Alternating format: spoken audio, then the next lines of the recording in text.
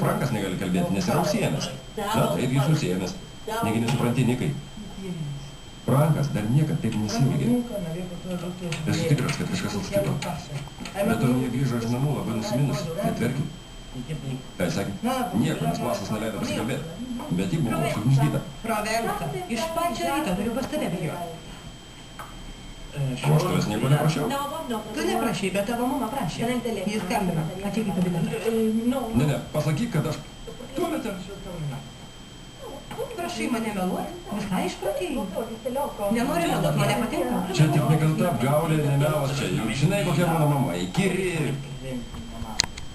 Na taip. Nepridaryk man bėdos, būk geras. Neturėsiu jokios bėdos. Tu tokia gera ir tokia graži, ypač graži. Galėjai pasakyti. Praverta. Kad nėra daimonės. Man nepatinka meluoti.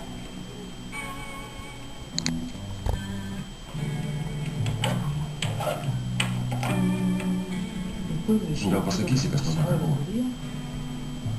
Nepasakė nieko. Tik noriu sužinoti, ar tavo tėveliui viskas gerai. Manelė, palik mane ramybėje. Mija. Matau, kad Akirė nesupranta ispaniškai. Kaip jūs namie šnekėjot? Dėmiškai. Norėjau Mija šitą paklausti. Aš jums uždraudžiau prie sardinės. Už tai, kad nepaklūstat mano nurodymams. Visą dieną būsit nubaustas. Tvarkysit žemėlapio biblioteką. Gerai, vėliau nueisiu. Dabar galiu paklausti Mija, aš ko norėjau? Jei norėdamas paklausti, ko būčiau. Pirma, klausk manęs. Nagi ko?